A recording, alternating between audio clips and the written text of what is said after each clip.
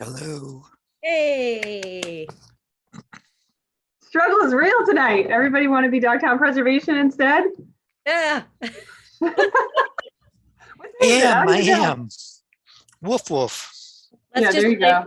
Let's just blame Mercury in retrograde. It is. Okay. It literally is. So, you know.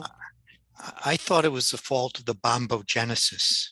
It could be the impending bombogenesis.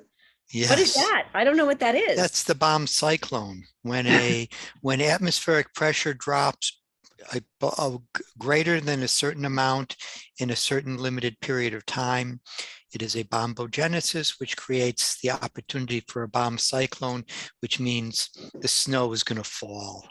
Oh, and there's a big storm. That's what, yeah. Yes, 1 to 2 feet. Oh my. Hooray. We'll see.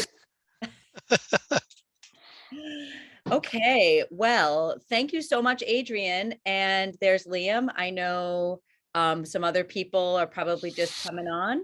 So we'll wait for that and say, great, I'm glad to see people's faces. And it is 5:35. So you are letting people in, correct? Or you sent that out, Adrian? Yep. Okay. And we do have one attendee. Oh, it's David Sargent. I'm going to promote you. Okay. Dave, come on up. Okay. Come on down. Come on down to the attendees panel. Hi, Dave. And then I do know Dave. that Mark is on his way, or he is also waiting and expected to join. So I don't know, he'll probably, there he is. There he is. Hey. Yay. Great, thank you for the collective work for getting that together. So here we are, and welcome. I will begin by reading the preamble, or the thing I have to read. My name is Heidi Wakeman, and this is a meeting notice or meeting of the Open Space and Recreation Committee in Gloucester. It is Wednesday, January 26th, 2022. Consistent with Chapter 20 of the Acts of 2021, this meeting will be conducted by remote participation. The public may not physically attend this meeting, but every effort will be made to allow the public to view and listen to the meeting in real time and participate when necessary. There are 2 ways to join the meeting: Zoom or by phone. In the event that a live transmission proves unworkable for any reason, an audio or video recording, transcript, or other comprehensive record of the meeting will be made available on the city's website as soon as possible. And we'll start with a roll call to list who is present today. And I'm just going to go around my screen. Please, you can say here, present. Richard Quaitman. Present. Liam Anastasia Murphy. Present. Mark Poulin. Present. Dave Sargent. Present. Dan Morris. Present. Noel Mann. And Adrienne Lennon, Conservation Agent for the city. And also Chairwoman Wakeman is here. So thank you, everybody. And I don't see any members of the public at this point. So I'm actually going to hop right in as the administrator and say, or the chairperson, and say that my time on the Community Preservation Committee has come to an end. So we need some representation. And I sent out an email, but I also wanted to just bring it up here and say what the timeline is. And then one member expressed an interest, and I wanted to just take a few moments to answer any questions about that, or talk about next steps with that, because it's an exciting transition. And Mark, you were the one person that said you were interested only in. one member? Only one member. Well, what I said was that I'd be interested in learning a little bit more about it, but I would also, defer to any person who was senior on this committee that wanted to do it. You know what I mean? If so, that still holds. You know, if somebody with more experience in this line of, you know, in this committee, I know a little bit about it from having, well, we pursued a grant, but we ended up withdrawing it, but I do understand the process a little bit and have been to some meetings. Well, I guess what I would like to know is, yeah, what connection does this group have? How is it connected to this group? well, I'll take that and say that part of the Community Preservation Act is there's guaranteed funds for affordable housing, historical preservation, open space, recreation, and I think that's it. So there by law, by state law, there is required representation from different committees in the city. So there's at-large committees, and then there's people from the housing board. There's a representative from our committee. There's a representative from the historical associate. I don't know what that's called. Yeah. Historical Commission. Commission. Thank you. There is another vacancy for the Conservation Commission. So there's required seats. And so that's why I stepped in for Charlie Crowley, because he had taken his. Oh, Noel, do you want to add to that? Yes, I question whether recreation is an official category that has to be considered by CPA. I don't know, because we're open space and recreation. Maybe it's under maybe I don't know. That maybe it's just open space, but I will say one of the categories for granting is recreation. So for instance, That's new then. Okay. But the skate park at O'Malley School is not open space, and that's CPA money, as well as the Avis Murray tennis courts, the Young Legends street hockey. So there is a recreation piece for community preservation funds. I think Matt Lundberg sent a really informative email adding to what I said. The meetings are monthly. There is really great joy in making recommendations for how money is being spent and awarded, rather, I should say. And, the lion's share of the money has been in historical, but I think we're looking at trying to increase open space acquisition potentially, and or some more recreation projects. And I guess I shouldn't say we, since I'm leaving, but the committee itself. So the meetings are well run. There is a city representative that helps out with the administrative tasks, and it's a good group of people. So, and has anybody else served on that? I did. Dan? Yeah. And for Mark, communitypreservation.org is a good resource.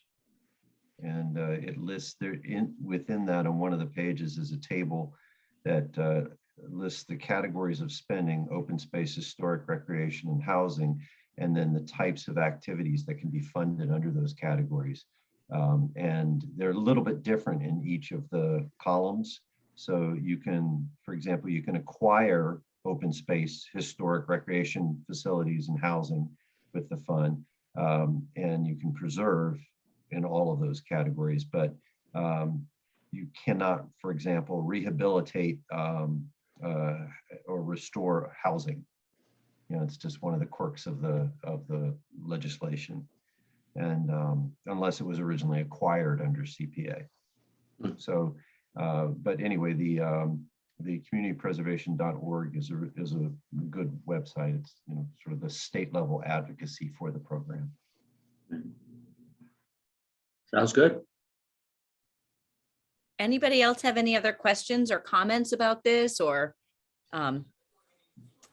interest in it? Because we can nominate someone. And also I will say it's a good group. There's varying levels of experience in the group.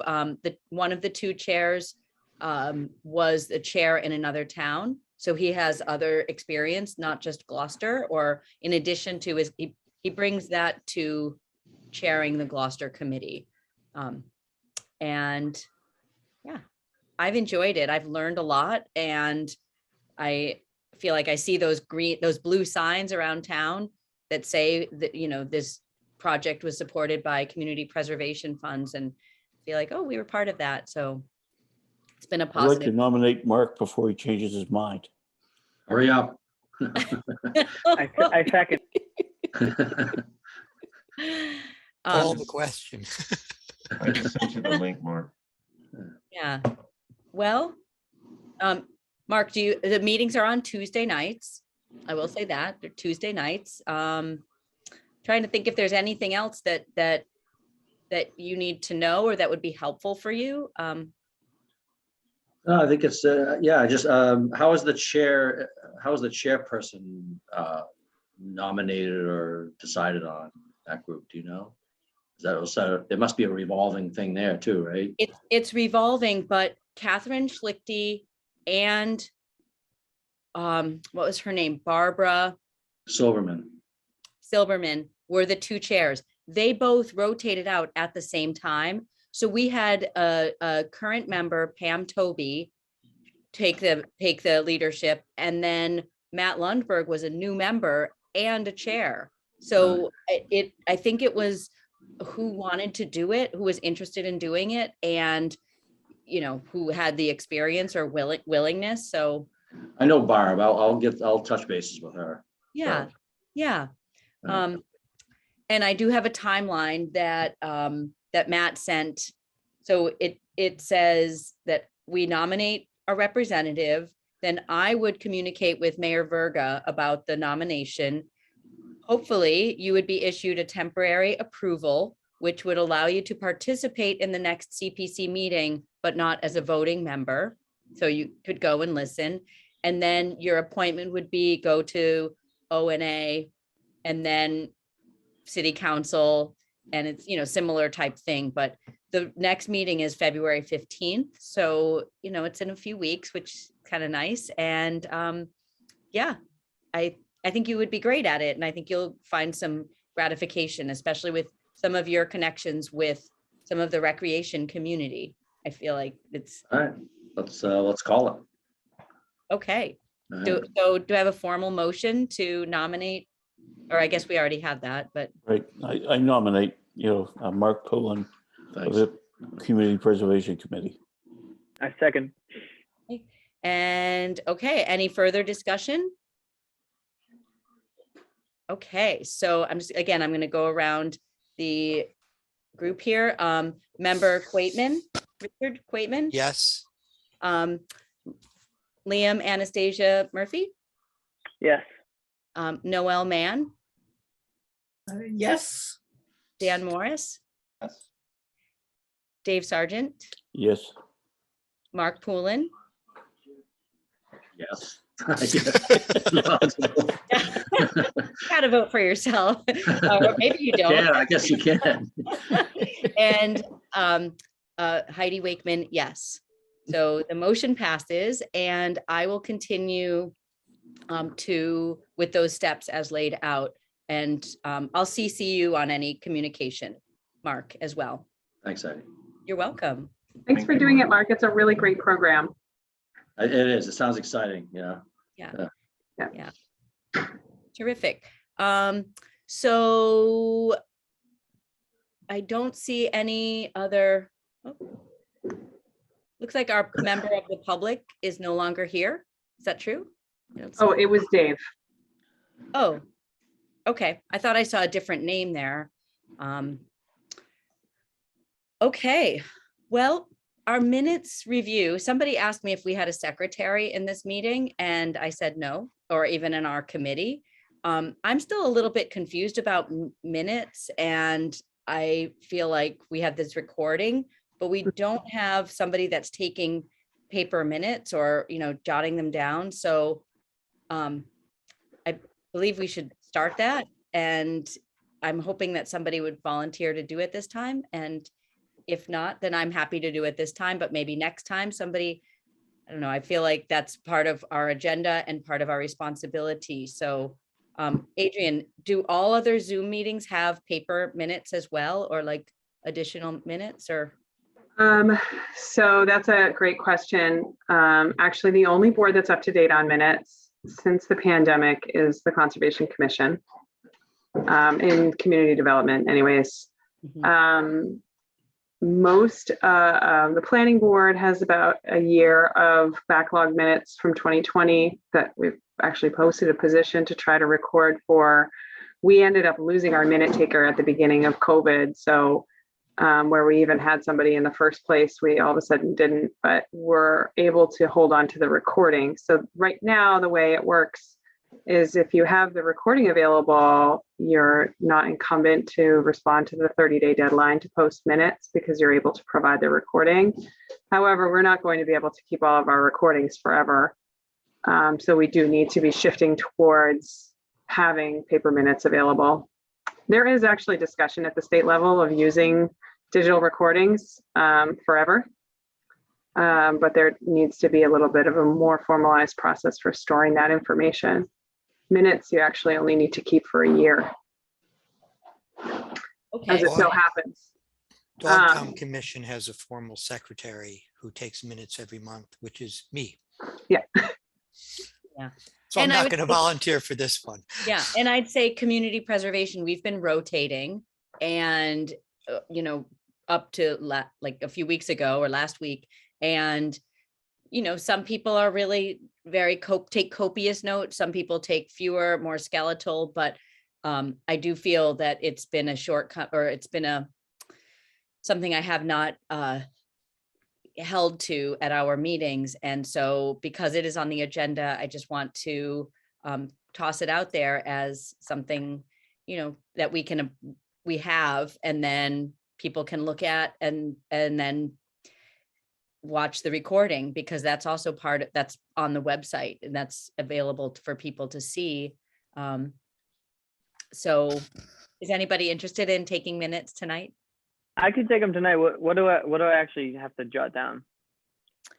That's a really good question. I would say if you use the agenda as a guide, so for instance, administrative, you could say, new membership for community preservation committee. And I don't think we don't need to go into like all of the details, just discussion about the position and who made the motion, who seconded it. Yes, How am I doing, Richard? And right. then say who, like if it passed. And yeah, Richard, do you want to add anything? Or Yeah, I generally will do, and Adrian can correct me if I misspeak here. Any motions that are made before the board, who made the motion, the second, if it was unanimous, just indicate by unanimous. Otherwise, who indicate who approved and who declined. Any major discussions, I usually try and I'll do like everyone's initials and just say, AL said something or LM said something. And some meetings I do very, as you said, copious notes. Some they're more generic or general. Mhm. But if a major discussion or decision is made, I try and keep detailed notes.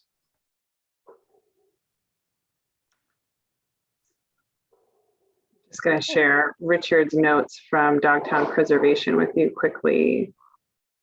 The most recent meeting.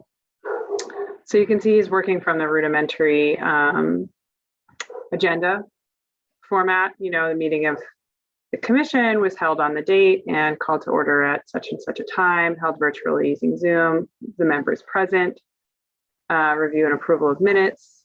And then each of the agenda items have some discussion of reporting.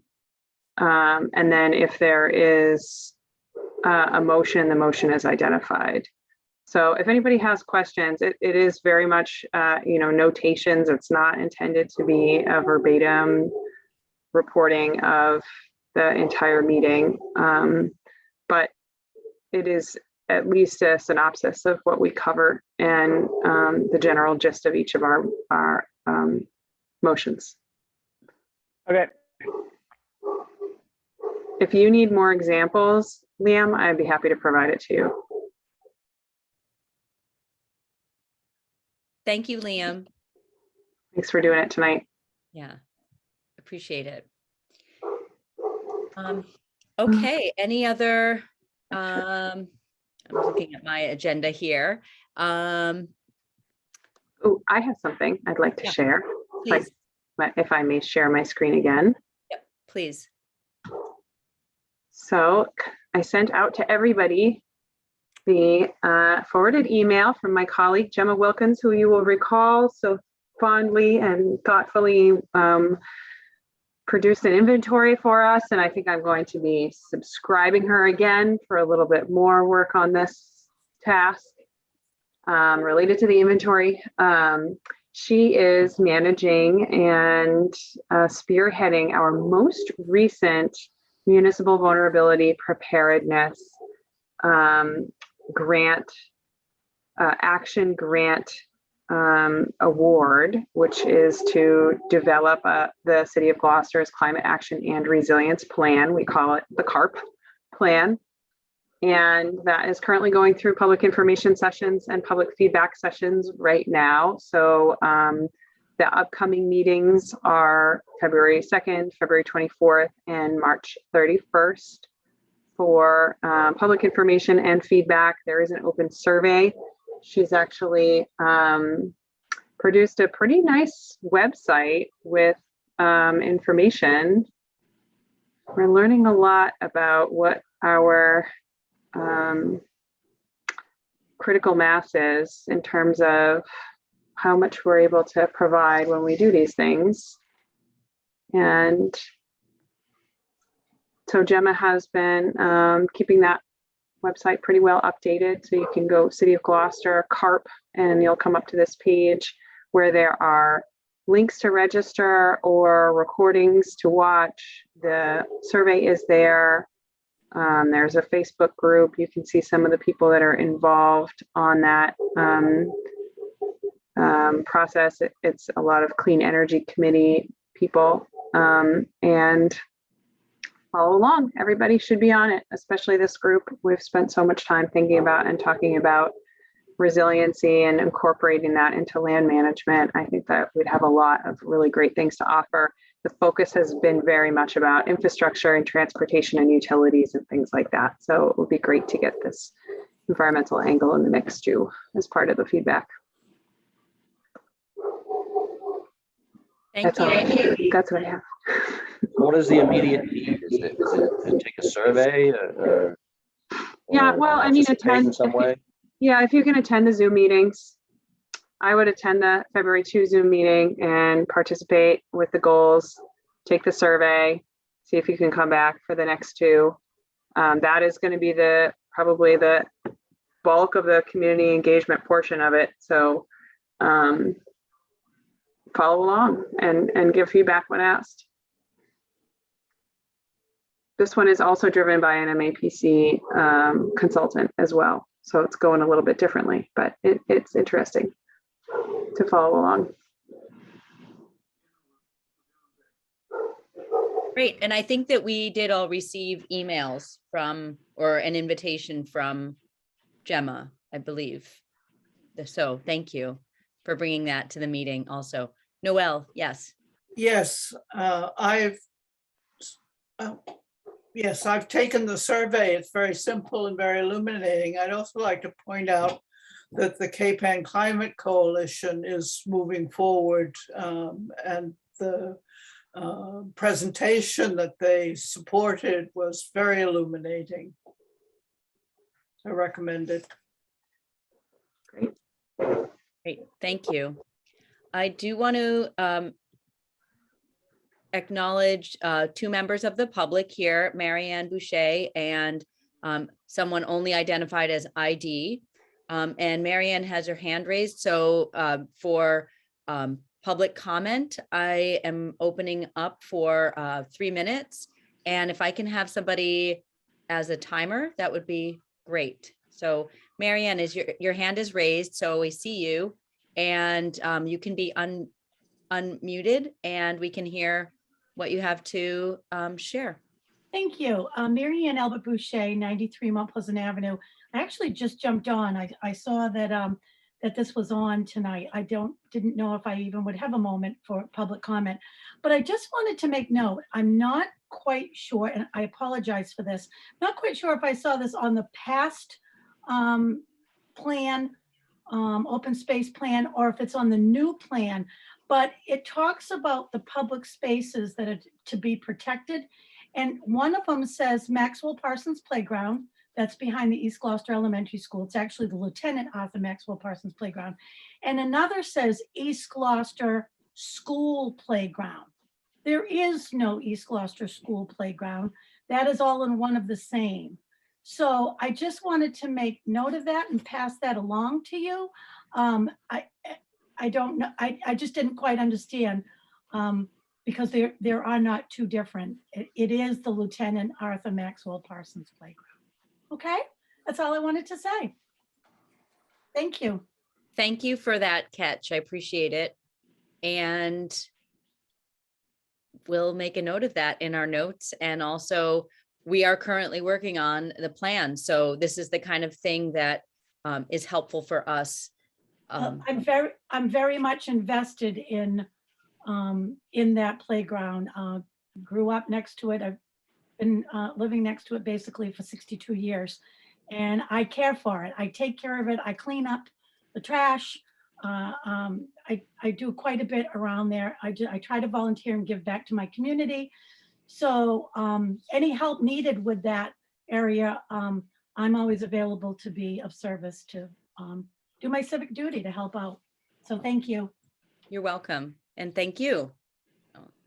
Appreciate it. Have a good night. You too. Take care. Okay.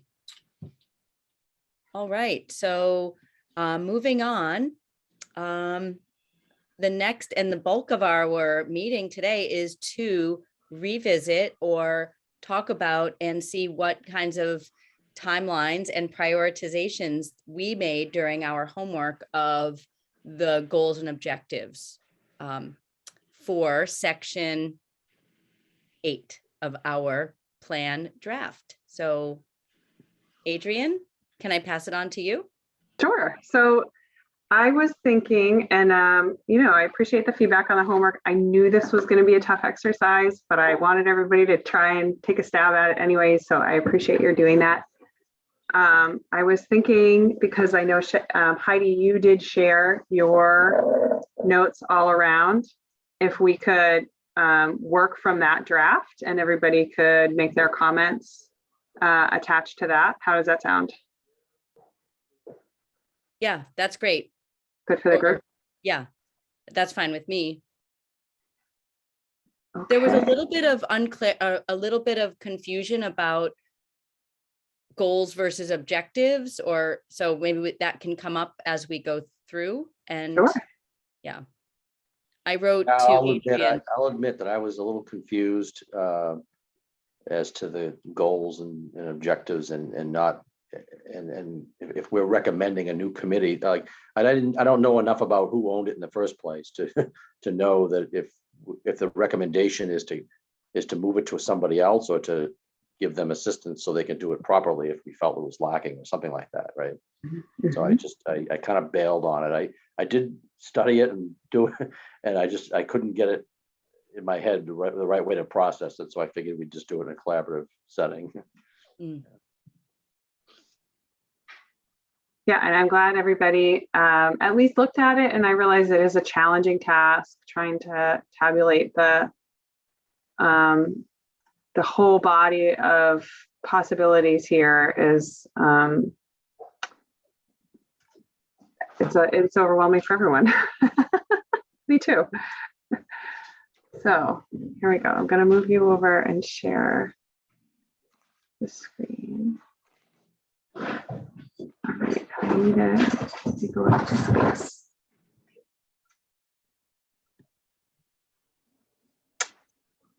Okay, so here we can see Heidi's comments, and this looks kind of small. Yeah, bigger, yeah. Bigger. How's that for everyone? A little better. Okay. So Heidi, in a lot of ways, gave each of our objectives a really early time frame. So when we're looking at this, what we want to do is we want to say this is the initial goal, and the goal is the scope of the entire plan. We want to execute this goal by the end of the plan, and doing that is going to require objective A, B, C, and D to happen in a certain timeline. So hopefully, as I'm doing this and had put together this outline, it appeared to be mostly in a linear form, so that, you know, goal number 1 is going to be the time frame of 1 to 7 years. And objective A would ideally be the time frame of 1 to 3 years, so that we're thinking about where we want to focus our land conservation efforts as and before we are refining and improving the inventory. So for example, you know, creating the common pathway to conserving land currently under limited or no protection is, I think, the very first thing that we need to try to do as a committee, so that when opportunities for new land acquisition mechanisms come up, we're already there. So how about everybody just talk a little bit about what they think or thought about goal number 1 and the order and level of importance, let's say, of each of the objectives in goal number 1.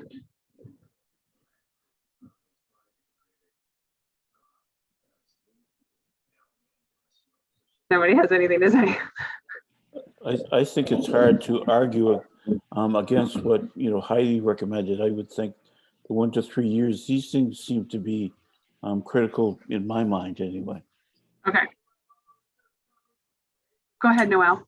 Yeah, I just want to say that the Dogtown parcel cluster in North Gloucester Woods, the problem with protecting land there is, first of all, the city doesn't want to. There are a lot of city-owned parcels that are in tax title, and there's ownership questions, and ownership in general is a gigantic problem. Taking can't take place unless you take from somebody. There are various other mechanisms that are possible, but it's a really tough issue, and there's been a lot of work on finding ownership and doing the research previously. I mean, over the years, for the last 20 years, and without success. So certainly it's not going to, I mean, we can't even take a proper inventory. You know. I mean, we know who owns one parcel, but the ones next to it is unknown, and right along the Rockport border is a real problem. Mm-hmm. Okay, For go the ahead, Dan. record, that's something So that, 3 years, 7 years probably isn't enough for that. just for the record, the Dogtown Preservation Commission has that among its highest priorities so far. Yeah, good. But it's a challenge, but It's a challenge. Okay, so I was just on objective or goal 1, objective A, and number 1, create a common pathway for conserving and land currently under, et cetera. When we say this, I guess I just have very basic questions. When we say we're creating a common pathway, is this a policy statement that would be adopted by the administration? Is it a, I don't know, a handshake between our committee and the CPA committee? Is it some, is it a workbook that, that we own or that the city owns? I don't even know how, what the product is that would constitute a pathway. So it's, it seems like it would be some sort of agreement, but it has to be memorialized in some way. And what are the documents of record that this committee and the city would consider satisfying this item? So that's, maybe I'm overthinking it, or maybe I don't know enough to overthink it. But both of those are confounding. I think that's a really good question. I do. I think that's a really good question. So I would view it as something like a standard operating procedure document, where we would be saying, if a parcel comes into the pipeline for conservation from X location, then we would handle it in this way, and it would need to go through these following offices or boards, committees, and commissions for review and approval. And Okay. at that time, on the other side of that pipeline, the XYZ parties would be involved in the recording and permanent conservation of the property and its management going forward in the future. Okay, that sounds great. So it sounds like some member, from the committee might be involved, but it does sound, since it would be an SOP for the city, it sounds like it would be something that the city would be, drafting, someone with expertise in kind of the coordination, but also somebody who can talk to the relevant NGOs, trustees, Greenbelt, et cetera, and funding sources. So, it quickly becomes sort of, becomes a project across a lot of different silos. And, I know our plan can't get into those weeds, but how do we document it well enough that we can say this is the intent of the committee, and and we present it in a way that it is doable, achievable. So I was stymied by even this first one, and Well, I think you're right. I think you're hitting it right on the mark, because when we're looking at it as a table, we're going to say, objective A, Roman numeral 1, timeline 1 to 3 years. You could even put in parentheses, the intended outcome as a standard operating procedure document to be used by the open space committee or the administration or whoever is needed.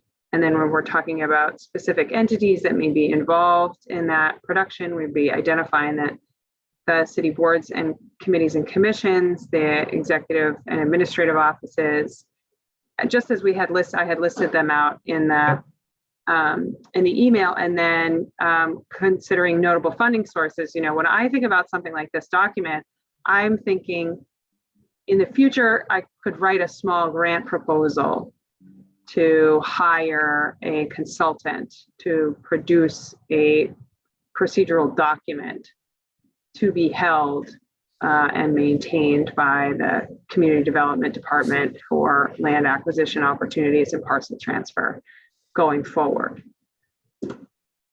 So we'd be looking at possible funding sources, right? And that would be small grant opportunities and things like that. Go ahead, Noel.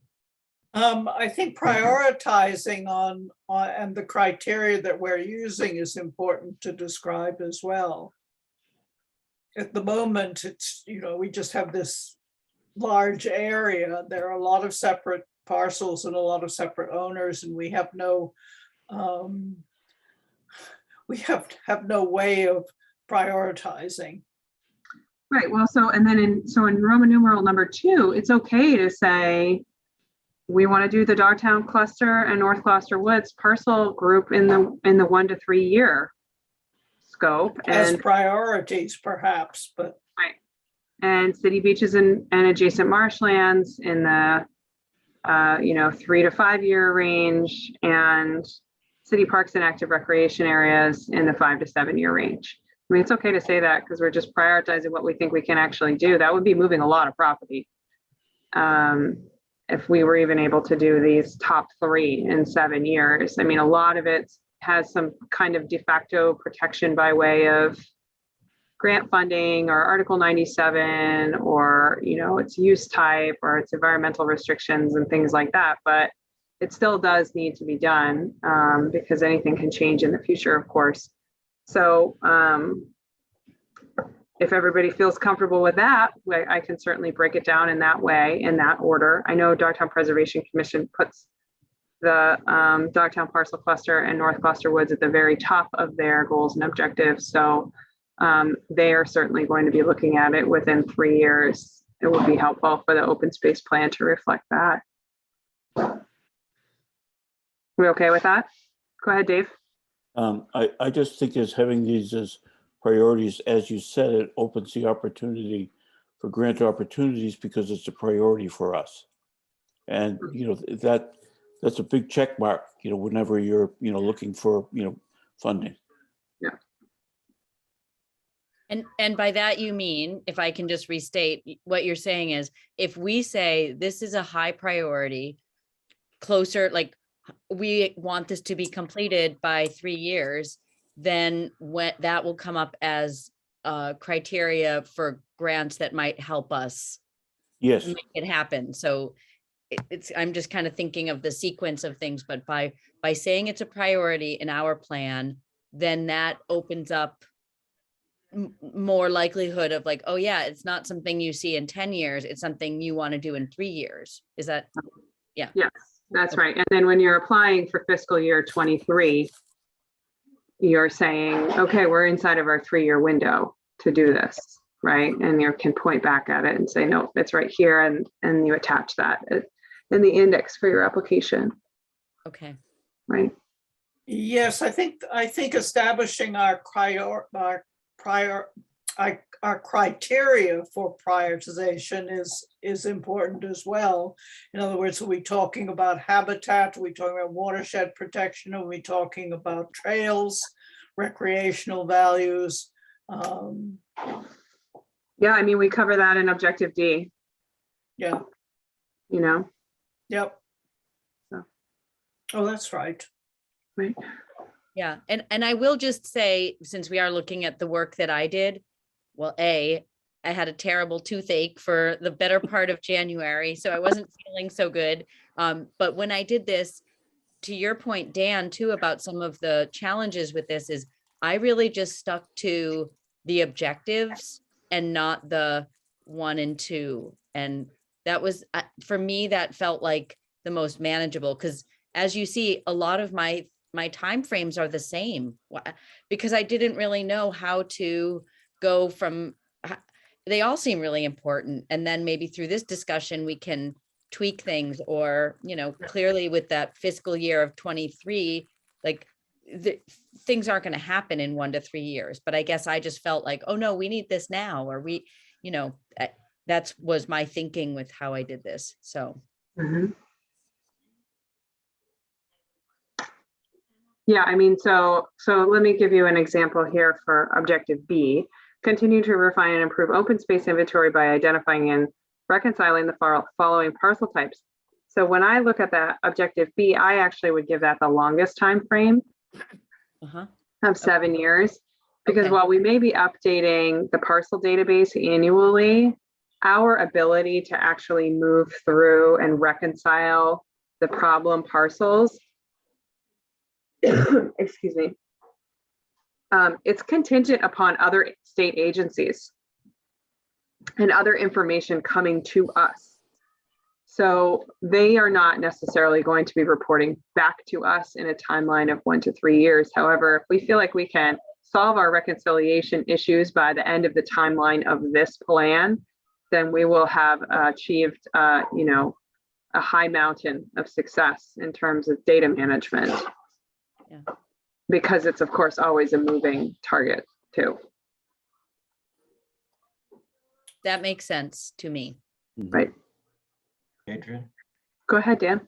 just to, if you could provide just a minute or two of insight into kind of the the workflow in the department. How does something like this, which is expressed in our plan, end up in someone's job description, or work plan for a performance year? Yeah. Great how question. That's a really good question. It's actually in the staff planner position title in their job description is, or part of the job description is GIS work and coordinating with our GIS service provider, Applied Geographics. So Gemma currently is in that position. She comes to us with this GIS background as well. And part of her position is going to always be kind of participating in the maintenance of refining, improving the open space inventory. And she's going to be working on other inventories, the housing production plan inventory, multiple other inventories in the planning division as part of her job as the staff planner. But part of the role is also to be connecting annually or every other year with Essex County Greenbelt as they're updating their data sets, and also, doing everything she can to try to get the data set up onto the Massachusetts clearinghouse, which takes a very long time, of course. And then staying in touch with, because she's in the planning office, staying in touch with the assessor's office for any time we do, have an opportunity to identify parcel ownership or are able to discover conservation restrictions or something like that. Go ahead. Would it be legal for me to spend some time with Gemma, because I know that area very well and a lot of the background research? Yeah, I think that she would. I'll tell you what, I'm not in the position to offer her time, but I can talk. I could talk with her about it. Sure. It is going to be part of her role. Yeah. Yeah, the assessors are behind in a lot of stuff, and they don't know what's in tax title. Right. So I guess I was looking for that's great. And I really appreciate that response. But more generally, is there within the department, is there an annual review of all the plans so that if we have something on here that is, say, from years 3 to 7, okay, and is somebody going to open this document in year 3 and 4 and 5 and 6 and 7 and make sure that what is in our plan is somehow transcribed to someone's assignments for the course of the year? Ideally, yes. Okay. Yeah. All right. So you all have some sort of process where you open up all of these books and you go, okay, here's what the Open Space Committee asked for in this year. Here's what Dogtown asked for, and here's what this commission asked for. And then you try to, it's a big puzzle trying to get it into everybody's work plans. Right. And also match the possible program opportunity to the grants that are available. Okay. Because you find out kind of after October how much money is going to be in different buckets. Okay. And negotiating the timelines around those things. But yeah, the big ones are going to be the harbor plan, which has been a really big lift on the other side of the planning division. The open space plan has been a big lift on the conservation side. The housing production plan is always in high demand. We work with these documents so much that we know what's coming. Okay. We're just living in the space of knowing what the recommendations and needs are because we're talking about them every single week. Okay, thank you. That's helpful. That was just another zone of my ignorance. Not knowing that you had that kind of routine review and familiarity with the documents. And if this was a one-time shot at getting it in front of the right people, and if they don't look at it in the next year, if it doesn't get picked up in the next year, it's gone forever. That kind of changes how to address things in this, in our table. Mm-hmm. Yeah. I'll tell you, this is, the reason that we spent so much time with this is because this is a directive and it is going to drive the activities of community development and hopefully the city for the next 10 years. So we don't produce a lot of big documents like this, big, huge outlines. Usually our plans are much shorter And the recommendations that come out of them are only about a page or two long, a bulleted list, and they're significantly less lofty. But because this became my wheelhouse, I decided I was going to do everything in the kitchen sink that I could think of in my 3 years sitting in the conservation office. So now we all have to figure out how to Okay. try to get it done. Yeah, well, thank you. Thank you. It's great to have it characterized as a directive rather than a box check. And Yeah. And so I really appreciate that it gets that kind of attention, and it can mobilize the department. It's great. Thank you. Yeah, of course. Okay. Yeah, finally, I'd just like to call attention to the North Gloucester plan that was done by, I mean, many of you know Nick Holland. He was part of it and is now one of the vice presidents of CATS. And it's an excellent document and does all these things, identifying ownership and what's of particular value from an environmental point of view and so on. That's great. So should we change things as we go? Like, so to your point, Adrian, I'm looking at my notes here, but for the objective B, if I wrote 1 to 3, now that I understand a little bit more, like, do we change it right now? Or do we as a group say, oh, let's change it to 5 to 7? Or is it 7 years? Or I thought it was 10 years. No, it's Well, so yeah, the way that our plan that we're producing right now is designed is on a 7-year track. However, the Commonwealth, the Division of Conservation Services, is in the process of revising and releasing a new edition of the workbook and the work plan that is a 10-year plan. And seeing as what it has taken to do the lift in the first place, we can all kind of envision this on a 10-year continuum, but we will be reporting it on a 7-year continuum because of the container that we're in. okay. So I'm making red line notes right here on my sheet of paper. okay. So we're going to use yours kind of as a jumping off reference point. I'm happy to pull up everybody else's if you guys want me to, or if you remember your notes, and then I'm making notes down here and I'll be transferring that over. But I just want to make sure we get a chance to have a good, robust discussion about who we want to make sure we're engaged and involved in each of these projects, and at what time in the process of executing this directive we want to be trying to engage them. Right. Okay. So objective C, monitor the open space and recreation land inventory and improve analysis tools to treat the database as a living record of the current status of available and conserved lands. Cycling annual updates, I think, can be on a 1 to 7 year. I think it will take at least 3 years to get the annual update cycle on the same timeline as the CPC.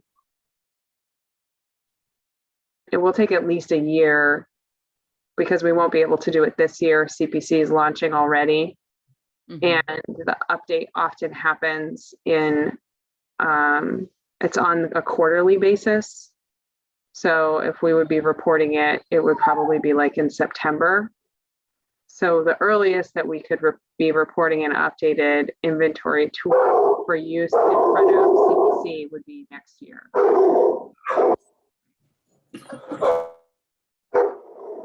I think you're barking up the right tree, Adrian. I gotta put him in the crate. Hold on. There's a dog outside. Okay, clarify and confirm conservation restrictions. I want to put that on a middle year timeline because it's going to require we hire an attorney to do that. So we'll have to find money for that.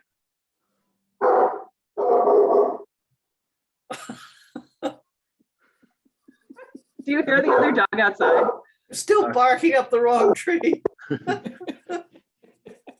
Quick question, the responsible department, where I see more than one, I mean, is there supposed to be just one? I mean, ultimately, is it just one departments responsible, or are we suggesting a partnership, or we're putting them in order? Just a little commentary, I guess, on the responsible department. We sort of touched on the time frame a little bit, but a little bit more around that as we go through these.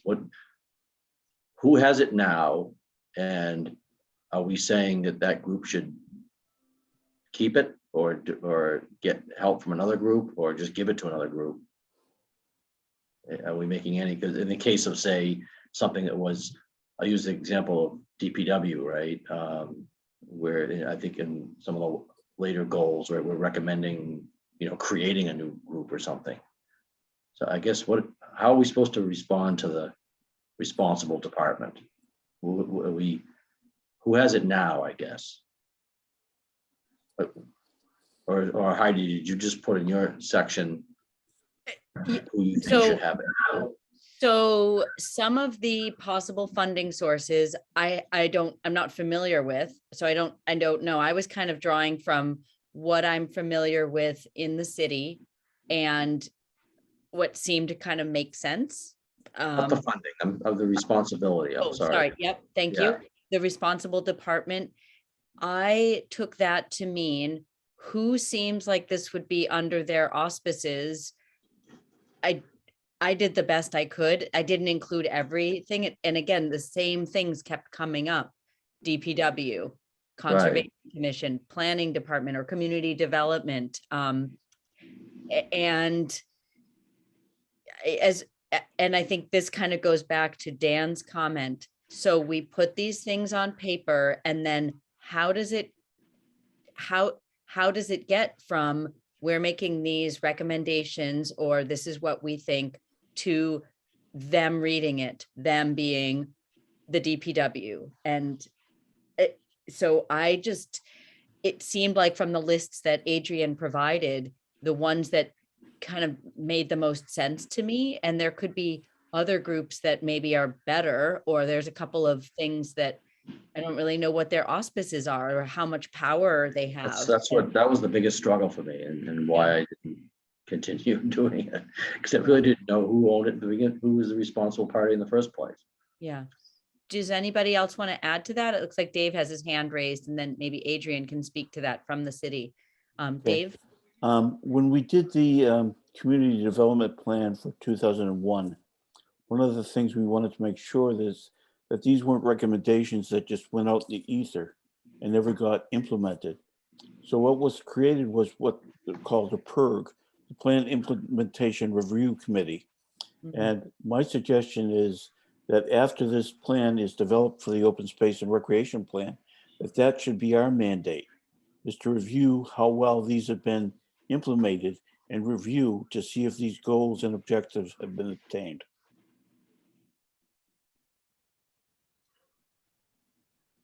Thank you for that. That sounds like a good plan. And also maybe speaking back to Dan's point of, I think that's been a theme with you, Dan, is how do we communicate what we recommend or what we see as priorities and or have already been identified?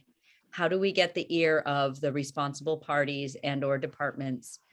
And while we can't force them to do things, we can say, hey, we're paying attention to this. These have been established, whether it's safe routes to school, complete streets, or what's it called?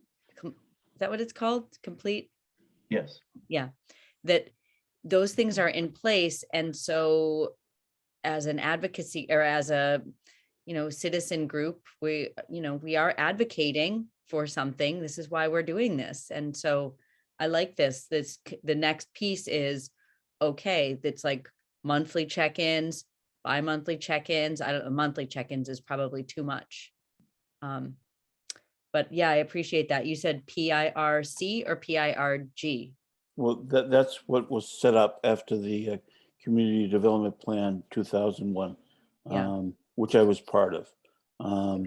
And it was an effective way of getting not everything done, but some things done. And in some instances, there was a squeaky wheel. Mm. And that ended up getting things done. Yeah. Okay. do you want to add anything? Or yeah, Dan? I like Dave's idea, and you know, some sort of cyclic review, annual review, you know, that, and then maybe it's followed with communications from the committee of kind of a how's it going. Yeah. It would take some preparation. You know, maybe it could be an added objective, or you know, some way if we could commit to that in this plan, that we would, you know, be the vehicle for an annual review of the plan or these objectives and their accomplishment, just to memorialize this conversation. Yeah. I agree. Can we add that? Or Adrian, does that make sense to put something in here to Yeah. make like upkeep of the plan or period plan integration? I have plan integration review committee or implementation review committee. Does that make sense to put that in within these goals? Or is that, or maybe it needs to just be somewhere else, like, I don't So know. I would envision that living in section 6, which is a community vision for open space and recreation. Okay. So we would be talking about the overall vision for open space and also what the implementation plan is for that. And I really like the idea, actually, of the plan implementation review. I think it might have been group. Yeah. Per. Yeah. And picking that up and taking that forward. I can tell you, inside of the department, when we're looking forward to what we can do, we're usually looking by fiscal year, because grant deadlines happen on a really specific cycle. So if you were trying to check in more often than like probably twice a year, you would not get any new information, because we reach a critical mass of what we're able to apply for and manage within the office, and then we kind of can't do more. So there's always a prioritization, right? Because we don't necessarily know if what we have is going to match the grant opportunities of the year, or if we're going to be able to land a consulting team or person that we need to try to carry something over the line in that year. They may not be available. Sometimes there are really specific individuals that we want to try to work with on one thing or another, because we know that they're really good and we have to wait a year for that, and things like that happen. But I do think that making sure that the Open Space Committee is staying in touch with the progress of the plan through the Community Development Department is going to be a very important part of affirming that this work gets done. And I also want to point out that the Open Space Committee has a role, an advisory role to City Council. And that is a really, really important place for you to use your voice and speak eloquently about what you know is in the plan and how we prioritize things when budget cycles come around, when City Council is accepting and appropriating large funds of money, when City Council is considering funding something that you think could also incorporate that work. You know, any of these activities, you can be taking that forward to them and, you know, recruiting the support of other boards and committees and commissions to come along. So inside the department, the focus is always going to be on bringing in outside money, to bring in outside support to get the technical and administrative tasks done for these activities, right? And a lot of that is feasibility, design, permitting, or it's legal work. And then we're going to try to hand it off to operations. And that's the place where things can be dropped if there isn't somebody following the work, right? Because we can produce plans all day and night inside of community development and have visions and big ideas. But if we don't have a groundswell with us to go to City Council to appropriate the funds, to have the operations side of the city execute the task, then it does fall flat unless the operations side has already been, you know, recruited and is on board with the idea. So, I mean, that's again, it can be a two-way feedback conversation with the plan implementation review group, wherein the department says, we're going to need you to show up to these city council meetings to support the appropriation of these funds for this use and talk about this add-on or this incorporation, because this is how we're going to get that over the finish line, that objective over the finish line. So, making sure everybody is doing both angles is how it gets done. And I do think that the follow-through group is going to be important for this one too. And I think annually is a good idea, like as a legislative update or as a fiscal update, something like that. It's a really smart way to keep everybody in touch with it. I'm not sure how the Open Space Committee handled it in the past with the old plan. If you were working with the plan in all of your Open Space Committee meetings as part of, thinking through what your next goal or activity was going to be in your Open Space Committee meetings, like what you were going to try to do next. Has anybody been, a couple of you have been on that long. I mean, did you write the plan and then say, okay, we're done with the plan? And if an opportunity came up that was kind of in the middle of it, you were like, oh, we wrote that in the plan. That's good, Or did you stay with it and say, all right, we want signage. Where do we go for signage? We're going to work on signage this year. We're going to go bother people for signage. Noel, do you want to speak to that? Just curious. Oh, we can't hear you.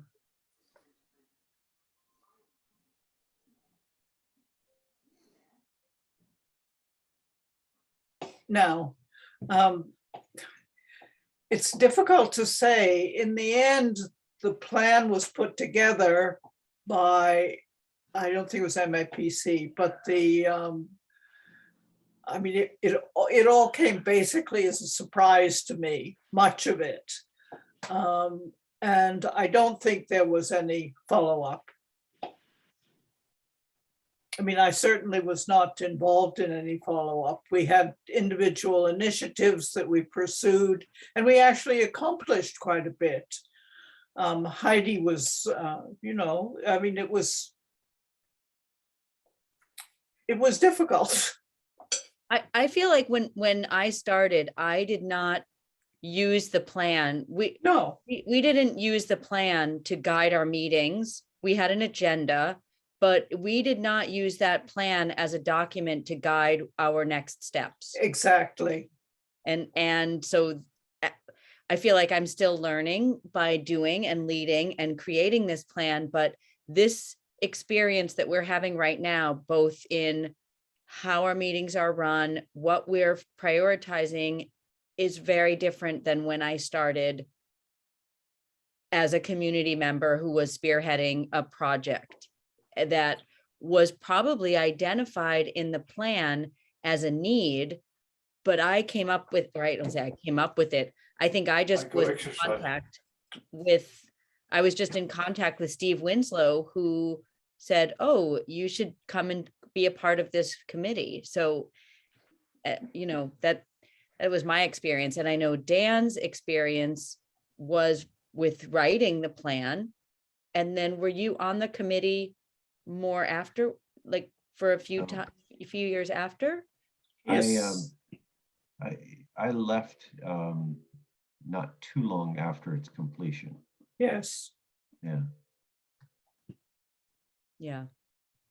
I know that was a little bit tangential, but I think it's, so if we see, so to your point, I think this is helpful because I know some of our newer members have been like, okay, I want to do something. I want to so what's the work of what we're doing? Well, a lot of this seems to be creation of the plan, public meetings, getting information. And then once there's a plan, then there's reporting to city council, checking in with the integrate plan implementation review. Like this is the kind of the more of the what are we working on, or what is our role in making these things happen? Right. while also, I think I was kind of cowed by some of the mayoral initiatives, or not initiatives, the directives to not be advocating. And I think that with Mados Field, and I don't want to belabor the point, but when Chip Payson was telling people, oh, well, you can't offer an opinion unless you've been asked, that felt like a mixed message to me. If we're advising and then we're waiting to be asked, then that feels kind of like it doesn't make sense to me. So Yes, there was certainly no question of advocacy. I mean, we often wrote letters in support of projects that were brought to us and discussed in meetings, but yeah, as far as trying to fulfill the objectives of the plan, there was virtually no effort. yeah, But by yeah, reviewing the plan periodically, it gives the the Open Space Committee and Recreation Committee a chance to be proactive rather than just reactive. yes, And that makes all the difference, not only in results, but also in credibility. When you're performing or giving testimony before the city council or other people, you're being proactive and you're not just being reactive to what's in your neighborhood. yeah. And I feel like Adrian has also spoken something very similar, trying to give or reminding us of our potential and our role. So I appreciate that. And I feel like that is happening right now. It's just, it moves slowly. It does. It is government, and that's okay.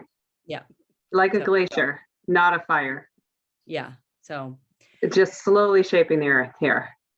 speaking of slowly, I'm just mindful of the time. So I don't know how long we want to have this meet. Like what are, hopefully we can, talk a little bit more about this, but I know that, How about this? How about if I call through each of the goals and their objectives, and we come to a consensus about if we think we can do them in the next 1 to 3 years, 3 to 5 years, or 5 to 7 years. And if you want a wider range, 1 to 7, I'll parse out the difference. Okay. All right. Okay. how does that sound for people? Or is that good? Oh, Richard, yeah. I didn't have much luck in trying to establish priorities for timing, but I did take of what was for me a very fresh look at some of the goals and objectives. And at some point, I do want us to go back and look at some of them, because some of them are, to my mind, very clearly outside the purview of this committee. Right, and just way overstretching or overstepping our responsibilities. I think that's an important point. And I think is this the meeting to talk about that, Adrian? Or is this like, do you Sure, want I to? mean, you're welcome to bring that up now if you want, or you want to take it offline or anything. I think we should do it. We're in the middle of looking, we're just on goal 1, and these are like, most of them were in much later goals. So at either a future meeting, or I can just discuss this offline. Okay, sure. Okay. All right, so objective D, or Dan, you had something? No, okay. No. Okay. Objective D, promote and support the acquisition and permanent protection via conservation restriction of the following parcel types. Well, let's just say permanent protection via conservation restriction. To me, this is a 3 to 5 year thing, because we need to have a pathway and standard operating procedure in place before we can really engage in a promotion campaign. How does everybody feel about that? Middle goals? That sounds good to me, or that makes sense, or your clarification.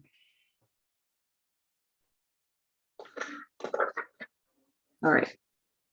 Okay, goal number 2, improve management and stewardship of Gloucester's open space, including conservation lands, trails, forests, and vista points.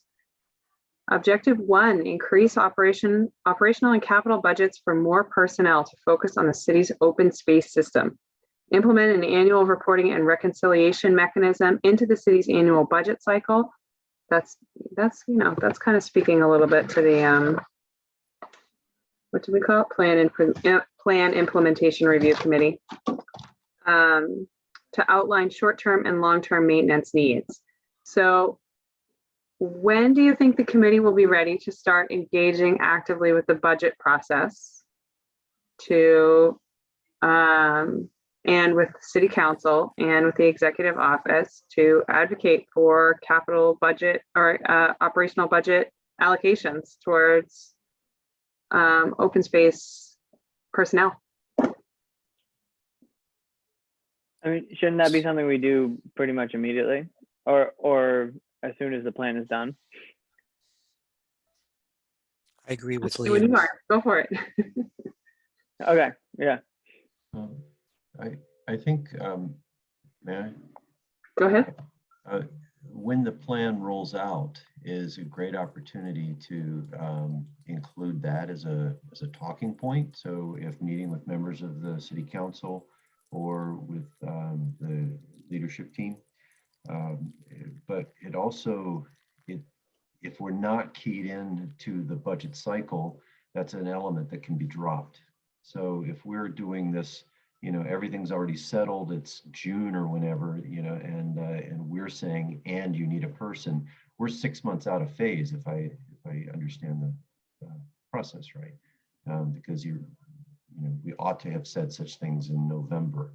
So I guess we need to do both. Right? Yeah. Okay. Yeah. Adrian, would you scroll to where we are, please? Oh yeah, sure. Sorry about that. And kindly make it a little larger. Of course. For us old eyes. Can't see anything either. Yeah, thank you very much. I'm squinting at you and like turning my head into here, so much better. Okay, objective B, develop and implement land management plans for priority parcel clusters. 3 to 5.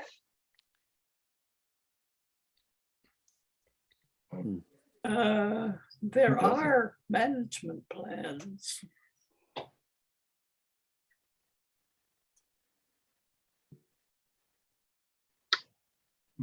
Who would do this? This would be grant funding. So there are a couple of different programs that offer funding to bring in a consultant to do the ADA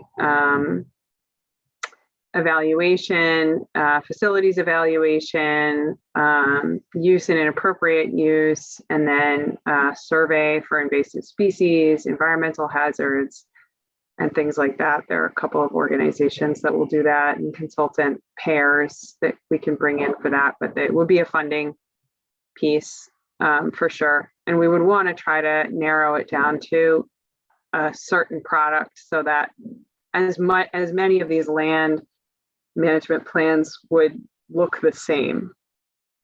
Because when you have Right. totally different land management plans, it's very hard to compare Right. their needs or their goals, right? I think this is, it's really important. I think it's something that we should be starting on as soon as possible, but realistically, it's in the 2 to 5 year range, I would say. Okay. That sounds good to me. Yeah, like I said, I realized a lot of mine were like, oh, 1 to 3, because they all seem really important, but. They that's- are really important. Yeah. so, It is all really important, but we can't do it all in the first year. Yeah, Go ahead, Noel. Rich, just a quick question. Has the Dogtown Committee finalized its management plan, the rewrite? Oh, no. Is that going to require professional input? I don't even know that we're looking at that yet. We were really limited in our meetings early on. There were just lots of problems with Zoom notifications. So we're in very much in our early stages of meetings. Okay, This committee is way farther ahead in planning. thank you. Okay. Promote responsible and careful use of open space by expanding awareness of stewardship needs through public outreach and education. I do feel like that's a 1 to 3 year. Yeah. I do think we can adopt trail signage or trail standards and try to get some signage standards in place and at least begin to sign certain places. Right. And as an aside, I think we don't need to reinvent the wheel here. The No, trustees, if you look at Ravenswood, they have a superb system. We can just model it on that. yeah, Greenbelt's pretty good too. Not as. Okay, We want to encourage people to use the open space. The safer they feel and the more oriented they feel, the better, to my mind. okay. I had an idea about this for implementation, and I mean, I'm not totally sure about how the funding would go, but my friend who he runs Cornerstone Creative, which is the kind of a community wood shop near the fort.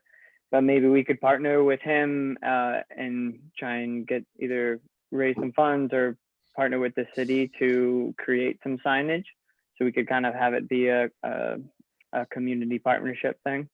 Cool. That's a really cool idea. I will get that in there for sure. Okay. Objective D, develop partnerships with local organizations and institutions to support the city's management needs.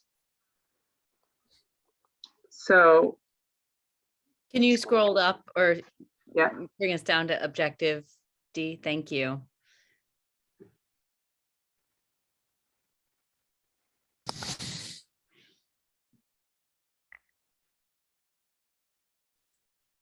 I tend to want to put this in a middle goal. Sounds good to me. Yeah.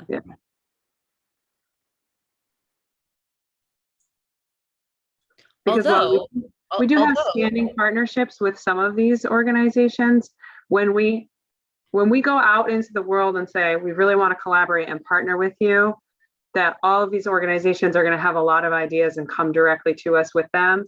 And we got to at least have kind of a plan in place for how we're going to receive information and use it, right? And that's going to take a little bit of time for us to I think work through as a committee and figure out really how we're going to utilize the community partnerships that we have and how we're going to, identify who the point person is, for example, for certain initiatives or projects and things like that.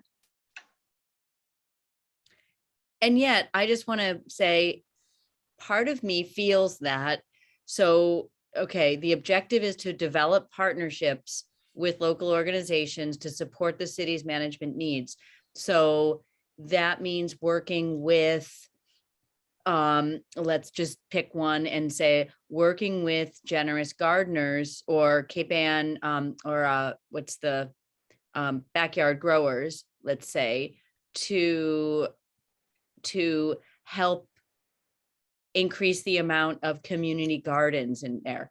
That to me seems like a low lift, like meaning when you said, oh, they're going to come to us and say, oh, well, we need to be partnerships with you. Part of me feels like this could be things like writing letters of support or identifying city funding to help support their initiatives. But I almost feel like this seems more like a 1 to 3, because we don't need so much city support to promote partnerships. That's my feeling with these. So That's a good point. other ideas about that? I think yeah, you make a very good point there that it's easy to engage. I think so. Because it's all just about promoting it. If we look, it says develop and promote partnerships. Right. It seems like if we're developing partnerships, that could be having meetings with or inviting them to our meeting Yep. you know, helping community groups, you know, going to a neighborhood or a city or a ward meeting that's talking about things. I don't know. I guess this feels a little bit, I think you're right. I think you can function a little bit independently on this. yeah. Yeah, sure.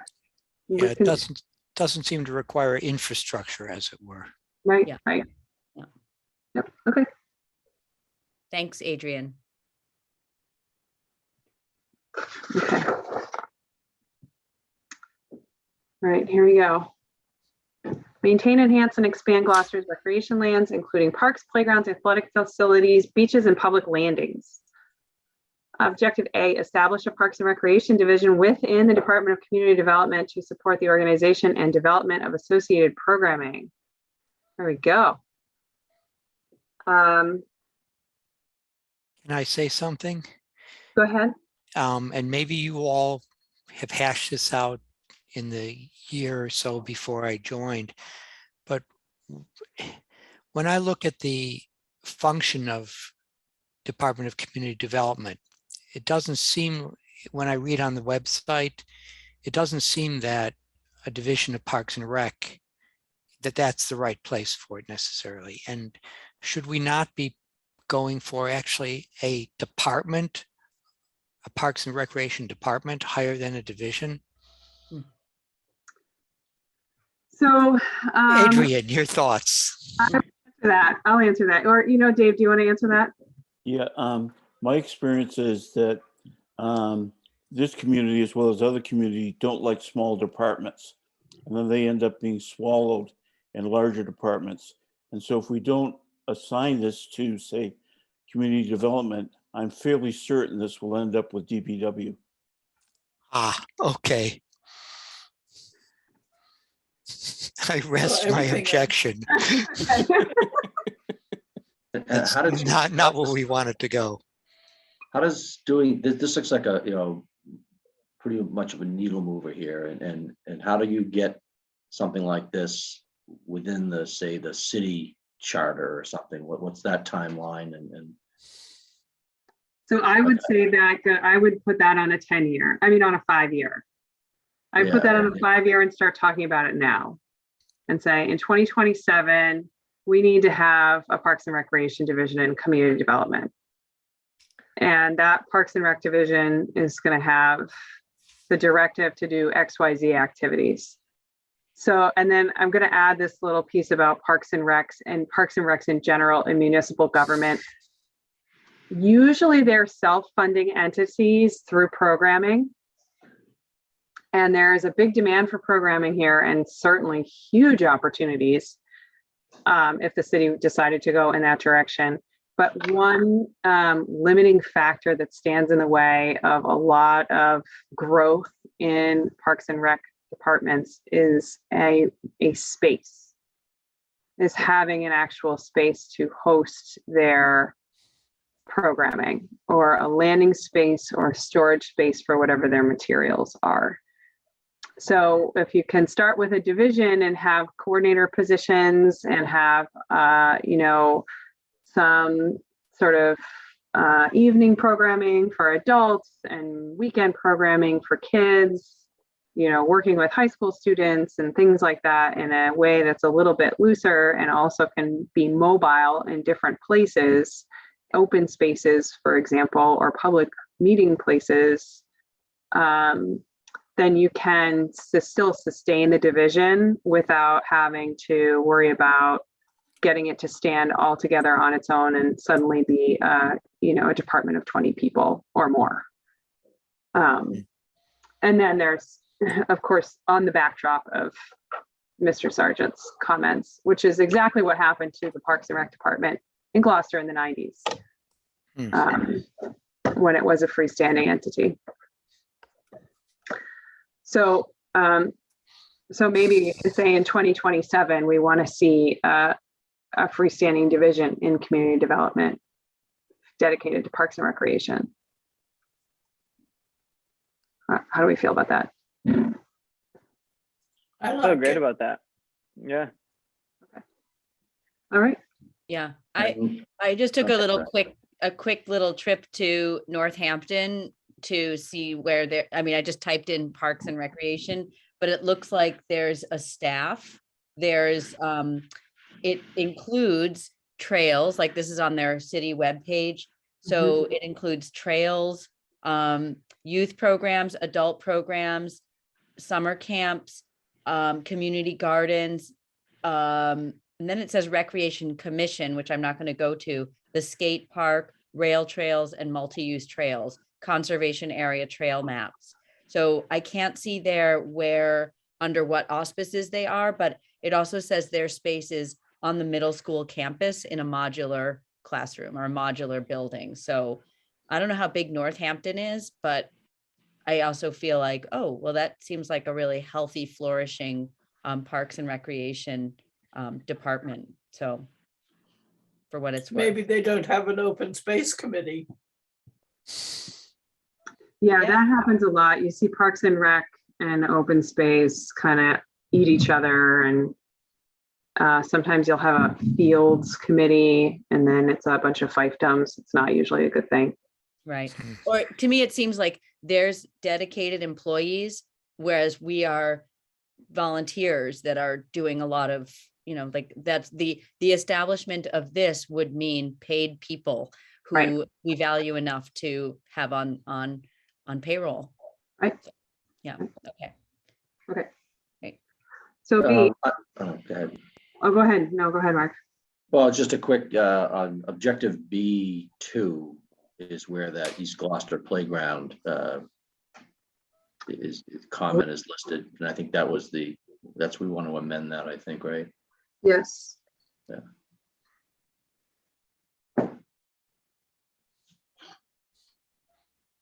And we're going to mark it to say Arthur Maxwell Playground.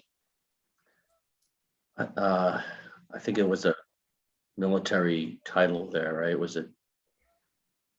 Lieutenant, I forget what it wasn't private, it was, lieutenant. yeah. But look, Okay, I'm gonna look into this and try to find out. Lieutenant something Parson. It's Parson Field, I think, Yeah.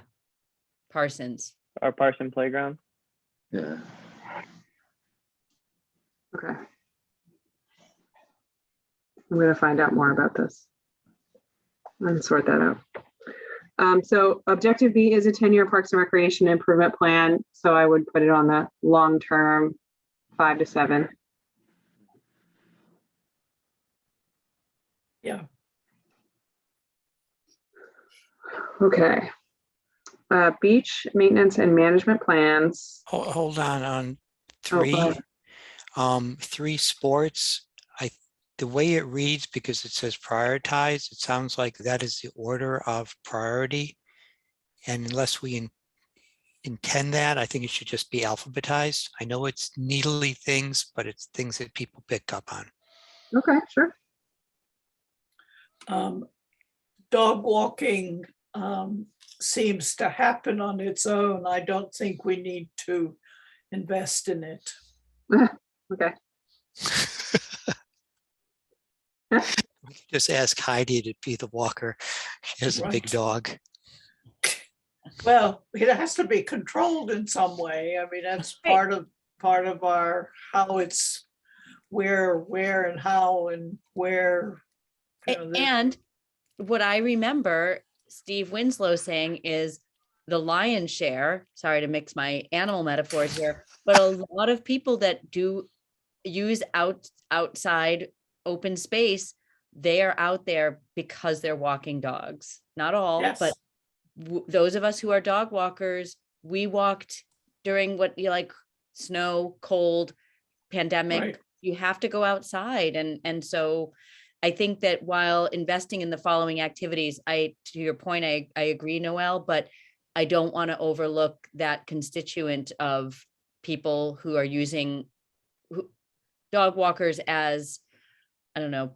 But do we want to encourage the dog park or expand the dog park or make another dog park? I mean, that, Well, I don't think, maybe we can just cross that out, or we can get, maybe it doesn't need the investment, but I think think, it's a little ambiguous to include as a priority investment. yeah. It Yeah, says prioritize investment in the following activities, and then you have sports and activities again, so. yeah.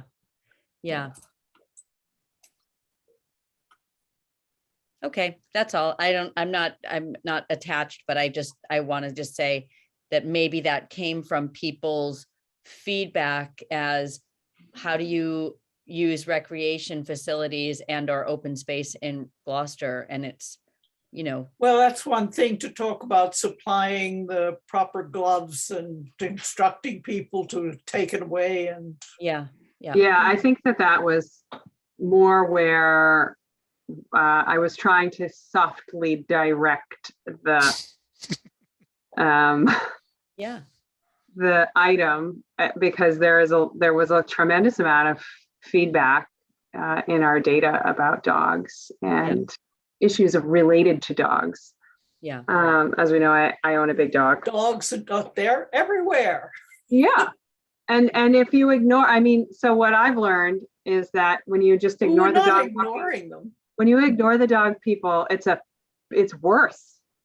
Yeah. Because then it's like a totally different plane of existence and you can't even make contact. So you got to bring them into the fold all the time and say, we see you, we know you're there. But how We're do still we gonna try to invest manage in you that? humans with your dogs. Well, perhaps there's another place for it. I just don't see investing in dog walking. So it's in both the parks and recreation, parks, athletic fields, courts and playgrounds conversation, and it's also in the Gloucester beaches Good. section. That's fine.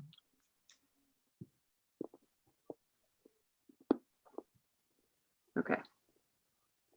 All right, let's take it to objective C. Develop beach maintenance and management plans to assess capital improvement needs and routine maintenance protocols to enhance and protect all Gloucester beaches.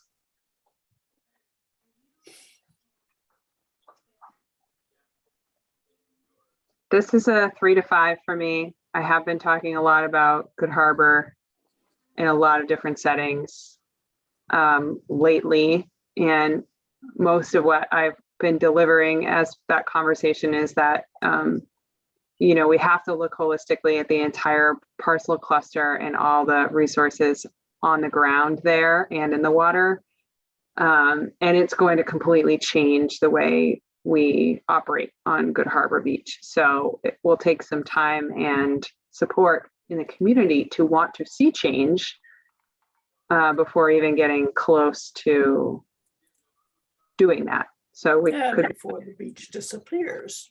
We could be developing a management plan in 5 years. And if we were able to implement it in 5 to 6 years, then that would be, I think, very progressive for Gloucester.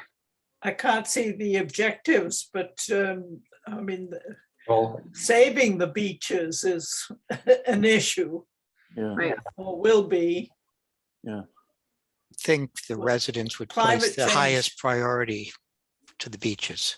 Yeah, this objective feels like it's assessing, it's excessive, it's not executing on something. It's assessing the needs. Is that too long of a term? Is 3 to 5 too long for an assessment? Well, Reading the language, prioritizing and assessing and thinking that. well, I can tell you this, in 3 years, the way that we define capital improvement needs for beaches is going to change, because by then the Commonwealth will have, for the first time after 30 to 40 years of threatening to do it, they will have rolled out performance standards for the floodplain. good. So get ready. But there's really not a lot of sense in trying to do capital improvement assessments until that happens, because we don't know exactly what they're going to be yet. And when they do come out, that's going to direct a lot of what needs to happen. It's going to, affect the building code and things like that. So I know they're having public information sessions this spring. So that means we're getting closer. Okay. Thanks. Okay, objective D. This one I think we can do short term. Evaluate and improve existing Gloucester public landings to Can you serve and scroll promote down? boating. Oh, sorry. Thank you for telling me over and over. Yeah. I can't read it up there. I have to read it here. Evaluate and improve existing Gloucester public landings to serve and promote boating, recreational, aquatics, and fishing. I think that the harbor master has already done some of this work, but I think it would be really, really great to start requesting an annual survey or offering our services to volunteer, to participate in survey work, to evaluate public landings and trying to recruit the Waterways Board into that activity. Because the Open Space Committee certainly does have a place in that conversation around public landings and landing management. So you said 1 to 3 for this one. I say 1 to 3 on that. Yep. Yeah. Because that's pretty immediate.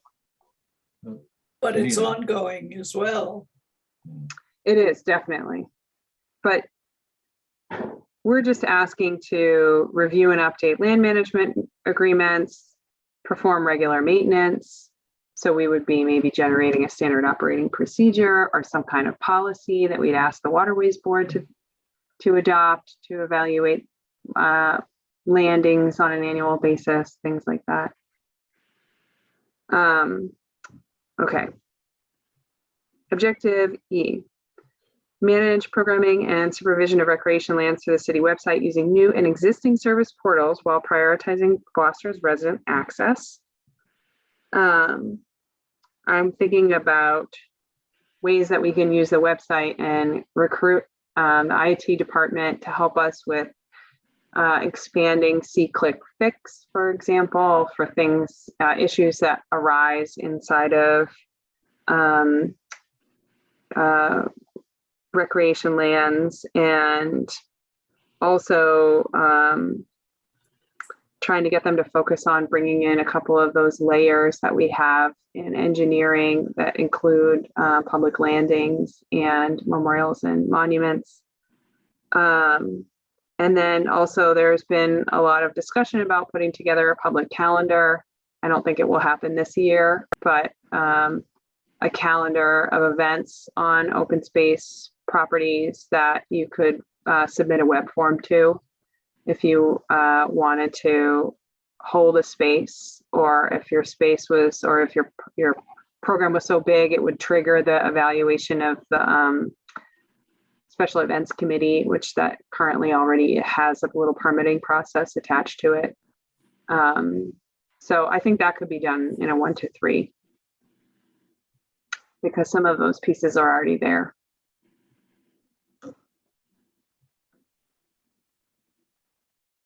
Okay. All right, scrolling up. Wait, is it scrolling down or scrolling up? There we go. Yeah. Okay. Protect and improve gateways and create strategic connections between open space and recreation areas. Objective A, promote cycling, walking, and other forms of self-propelled travel throughout the city by improving multimodal connections and wayfinding to provide safe travel. Dan, punt to you. Okay. All right.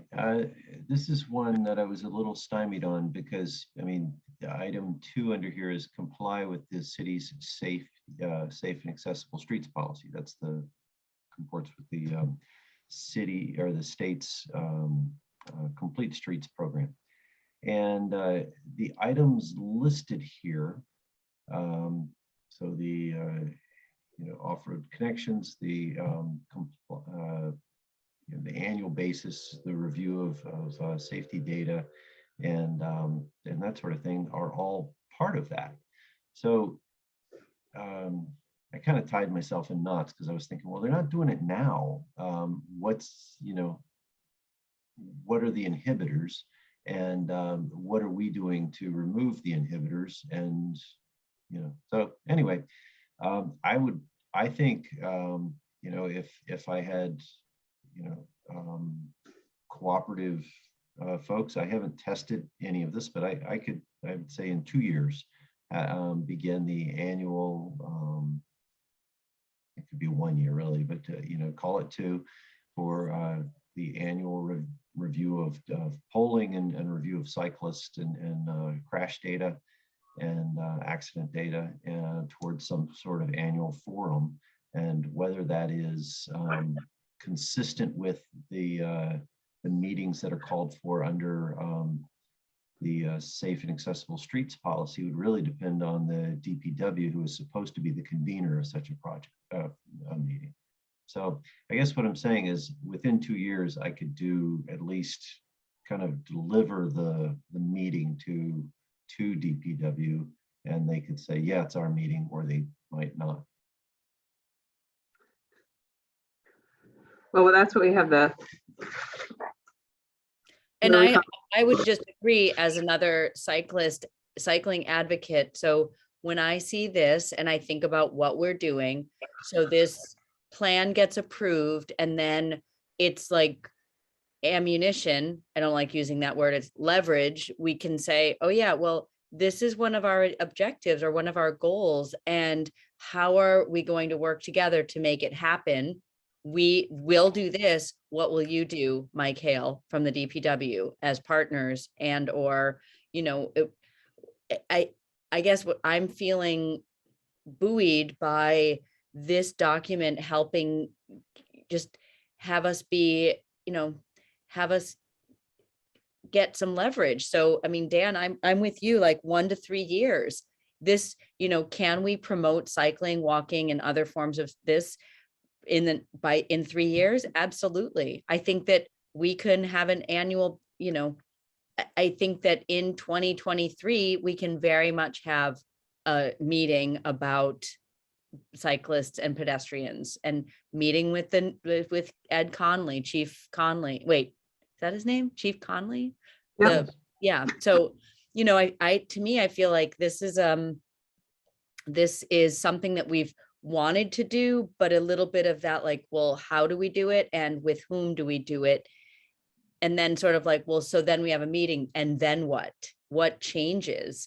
And this feels like an additional document that can say, well, we said we were going to do this, and these have been listed as priorities. So I'll be on the subcommittee of this one with you, Dan. Okay. All right. Or, Thank you. I still care about this one, and, it seems important. Okay. Yeah, and hopefully, if it becomes cooperative, then you get into multimodal planning.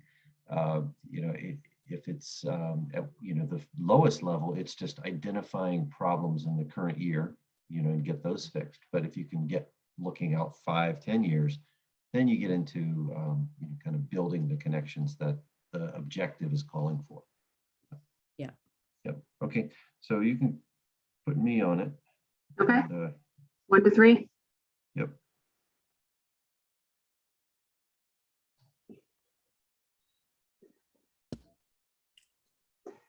Okay. Objective B, improve parking by identifying and enumerating suitable parking entrances to popular open space and recreation areas. I tend to want to put that on the 3 to 5. Yeah. Because ideally, we should be working with CADA to have alternatives to private cars. Right. Okay, objective C, improve ADA accessibility to all Gloucester open space and recreation areas to the extent feasible. Work with Council on Aging, conduct a comprehensive ADA self-evaluation and inventory.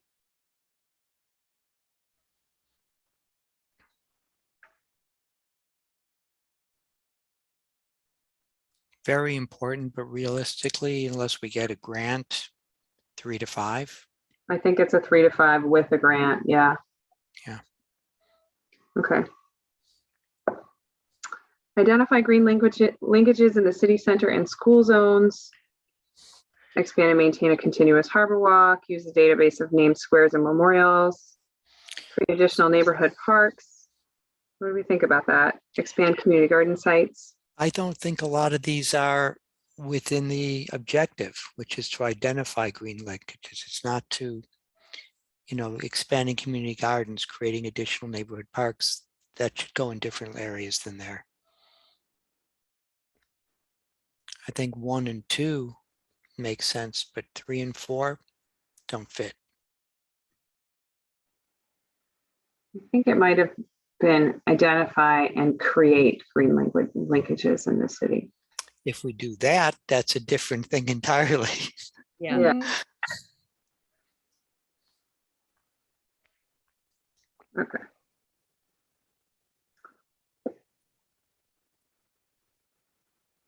Is this a 3 to 5? Yeah, I think it's a 3 to 5 because I can see a couple things we could do. Like we could do get monuments and memorials up there, squares memorials in 3 years.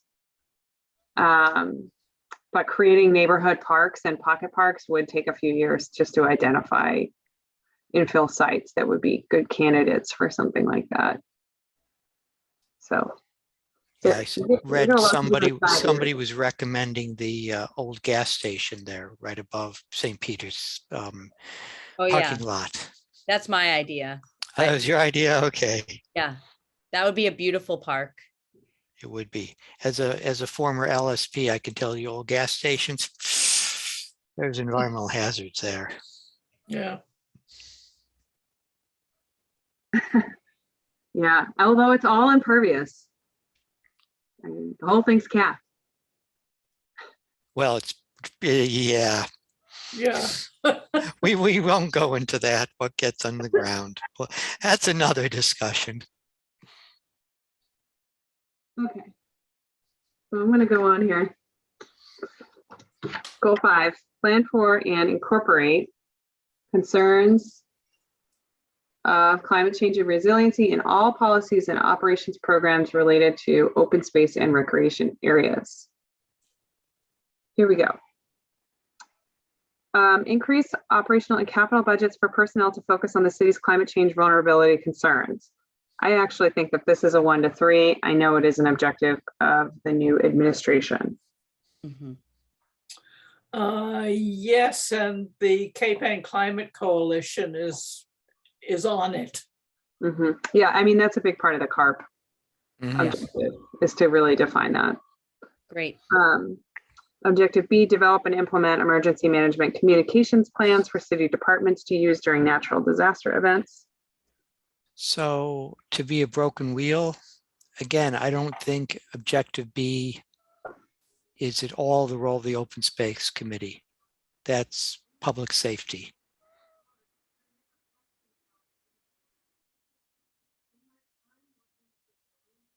So, I'm going to go with Richard. I feel the same, and I know you mentioned, Adrian, that something about this last time, or I feel like we talked about this, but how is it under our auspices? How is it under? Could we just change the language? Because I think it's under our auspices in the sense of that it would happen in the areas that we have like purview over, right? Because I think a lot of these during natural disaster events, they'd be happening. There would need to be plans that happen in the parks or the open space areas as well, right? In some sense. So could we change the thing, not develop, but like advocate for development, or like be more of like in an advocate position for this objective? yeah. That makes sense. Yes.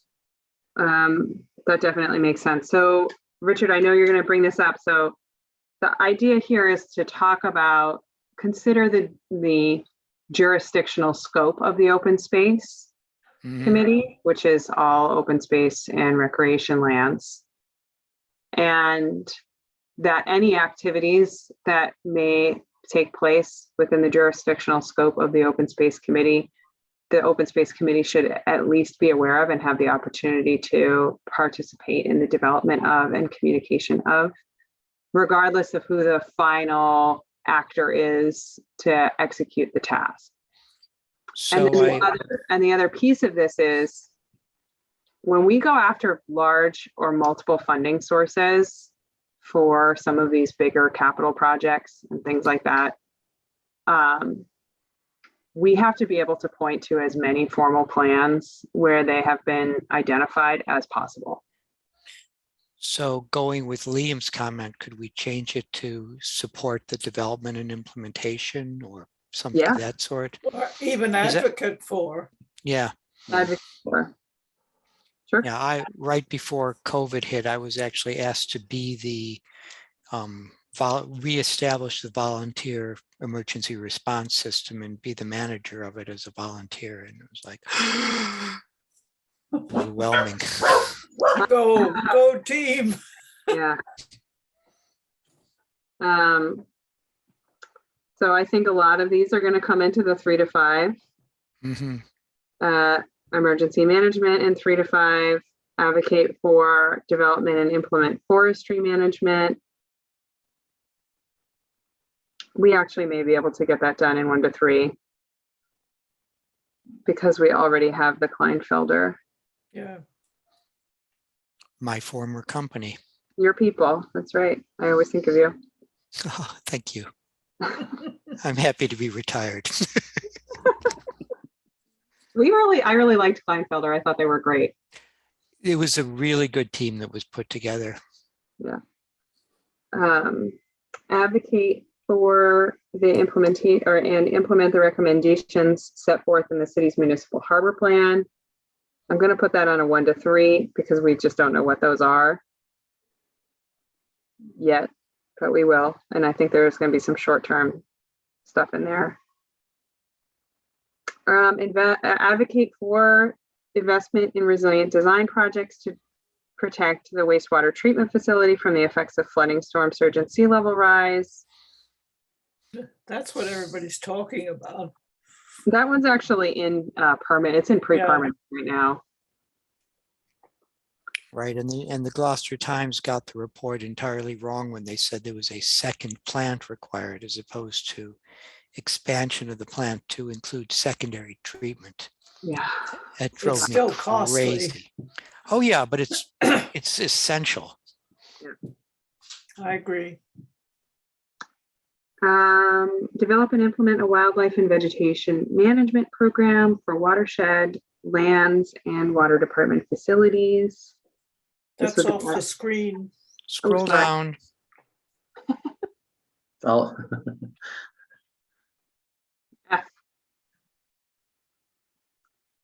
I think we can put that on 3 to 5 because it's actually related to dam reconstruction. Which is ongoing. Yeah, well, that money is going to come together in 3 to 5 years, probably. Yeah.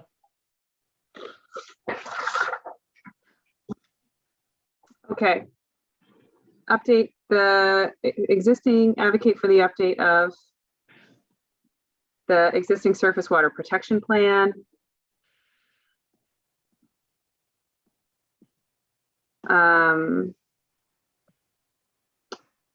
This is a 1 to 3 because the dam restoration, but actually, okay, it's a 3 to 5. How do we increase water storage capacity? Will actually decrease water demand usage so that what we have is good, but you need to protect what we have because if it's threatened, that's it. Yeah, I Beavers just help don't- to store water too, right? What's What's that? that? Beavers help with water storage. They do, Beavers are a problem. but I mean, I beavers think are it's the wonderful. context. It depends on the context, Noel. Yes. I just read a book on beavers. Babson It's great. Reservoir context. Beavers are good people, just as long as they're not in surface water. Right. There's ways to get around that though. There's all sorts of different implements. Yeah, there are cool little things that you can do to keep them from, Beaver, The two right, Are we beaver talking beaver keepers. deceivers? Yeah, beaver Yes, deceivers. Well, the yeah. two main they people need a who do lot that. of maintenance. Well, it depends. The two main people who do it is it's a guy in Vermont and a guy actually in central Yeah. Massachusetts. Yeah. So I don't know. I like the beavers. I think we keep them around. I'm with you, Liam. I just read a great book called Eager. It's a great book. Oh, about beavers? Yeah, it's called Eager. Oh. It's really, really good. Yeah. I'm gonna Fun, write it okay. down. That's fun. Right. Anyway. Okay. So, update the existing watershed management plan to include the expansion of watershed protection overlay. That is an effort to expand buffer zone areas in watershed A and B zones with no disturbs. I would put that on a 3 to 5. Hopefully, if we're doing really good work, we're protecting all of our watershed lands so that we don't have to have overlay needs in zoning. You scroll, please. I'm sure. Okay. Objective I, update the existing floodplain ordinance to identify areas of current and projected flood risk according to the FEMA geospatial database reports. That is in draft as we speak. Cool. So that will be of 1 to 3. And update the existing wetlands ordinance to increase protections for wetlands, natural resources areas, and buffer zones. I think that is a 1 to 3 as well. So I'll make sure I include that advocate for, because you're absolutely right. That is the verb of the open space committee on these tasks. Do we put anything at 7 years, looking back now, or is this the last one? That is the last one. The only thing that ended up 7 years was refine and improve open space inventory. Which in a sense is ongoing though, right? It's, Yeah. right, so, so I guess that's good. I mean, because there's some things that we don't achieve in But the initial implementing, phases. Right. Yeah. Right. Yeah. I mean, it's almost as if we're preparing a wish list. Oh, yeah. Right. It is a So- wish list. Right. So Adrian, I thank you for taking this the way you did. We sort of just buzzed through all this and just had one thought in mind, because going through this, I think each time and stopping and saying, okay, what's the timeline? What are the people? What are the funding? And doing it that way. So this, I think we got through it at least and checked that box off with the timeline. Yeah. But my question earlier, I don't think got answered.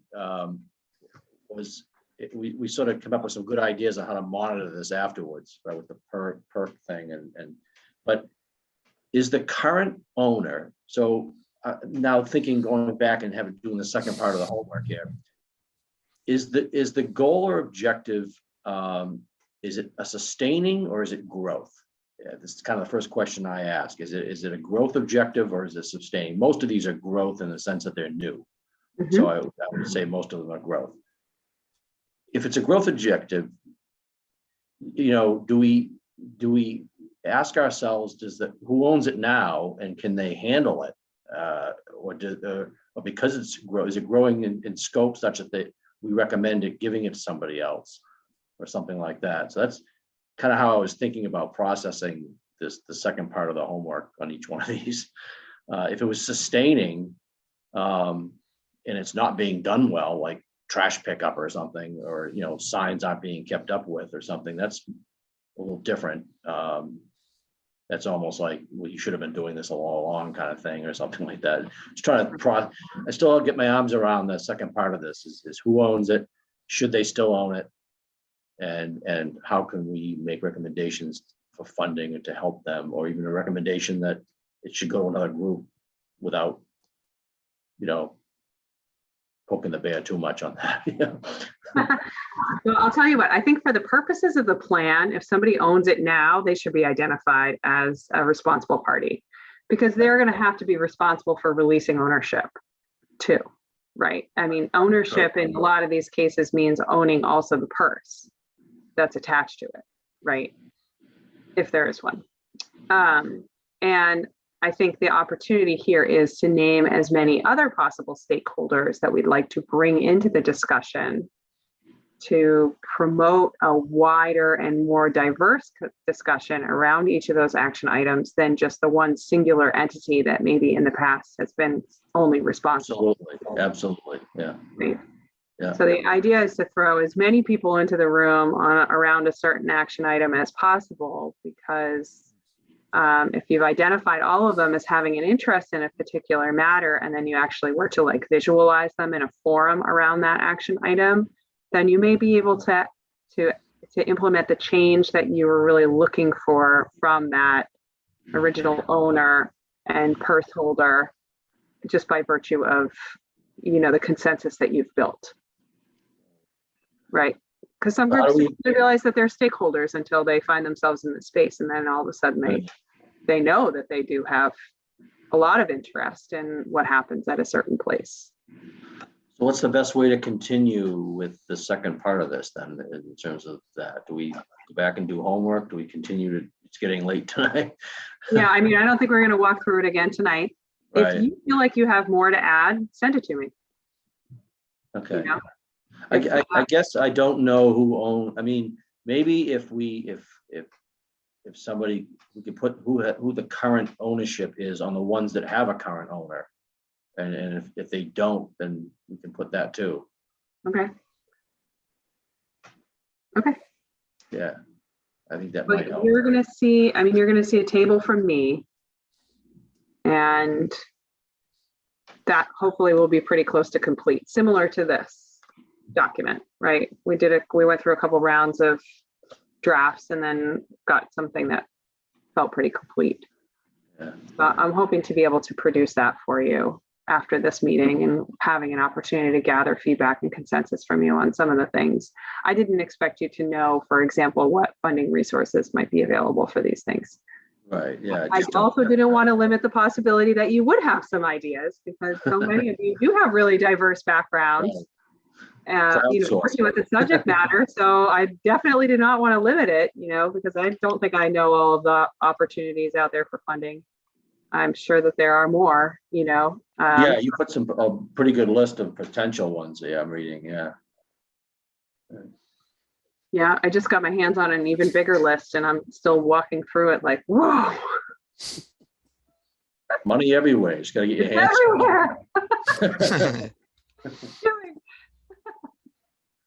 Okay, so thanks everybody for this process, and also for Adrian for your clarifications and guidance, and sometimes even just deciding. And if I am understanding, so the way this is going, we'll have the table. Mhm. We need to still come up, we have the plan is finished, or there's a draft. It's Mhm. submitted to the state, and Mhm. then it's public comment period. Yeah. Okay. Yeah, well, we'll have a second forum. So Okay. the next step for this process here is I'll be taking the feedback that I have from you tonight and from your comments beforehand, and putting together a table. And the two sections will then be section 8 and 9. You know, we're kind of doing the end first, but that was a lot of what MAPC continued to ask for us so that they could deliver the previous sections. Mhm. I will say that Greg and I are going to be sitting down and having a conversation about the contract. And we don't really know exactly what the outcome of that conversation is going to be, but we kind of anticipate that we're going to be asking Gemma to write a section, and Greg and I may be producing more than half of what remains, so that we get to a point where we have a finished product, or at least a finished draft to work with. a lot of the other sections that come before it, the ones community vision for open space and recreation, analysis and needs, a lot of that stuff just comes forward. It's pretty standard language in the plan and in all plans. So we won't be reinventing the wheel on any of that stuff, but we will obviously be presenting it as a whole to the committee to review, because I'm sure you'll want to add certain things. But at that point, then we're going to be going to a forum. And so we do have 2 meetings ahead of us, again, between this meeting and the next meeting on February 23rd, which, by the way, I am going to be out of town for. As am I, Okay, well, I'll be on vacation. as am I. I'm happy. to So see. February 17th, I can't make it, but or March 3rd. March 3rd is better. I think that works for me. March 3rd, is that better? I can make it. Who Um, can? Mark, can you make it? Yeah. I can Give me make a it. Yeah, I thumbs can. up. Thumbs up if you can do March 3. So March 3rd is a Thursday. That's right. So is that okay? Or Yeah. that, okay, yes, I can make that.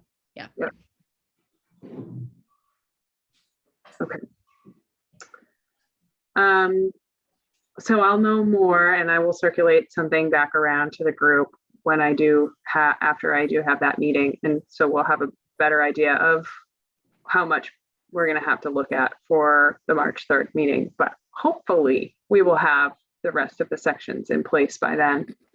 And we'll be looking at the whole draft all at once. Kind of just taking it in and taking in the highlights of it and where we want to kind of shape it a little bit more. And we can hold on to that March 23 meeting because that may end up being our forum, or we may end up taking it out to April. Go ahead. Quick question. What about appendices? We had a lot in the last plan and they're useful. They have a lot of information and I thought we were going to do an appendix of the Greenbelt maps, yes. and I don't remember anything else coming up along the way. Well, we'll see what, might think of something else. Okay. Or something to think of. Yeah, I've seen sort of special sections to review the cemeteries as well as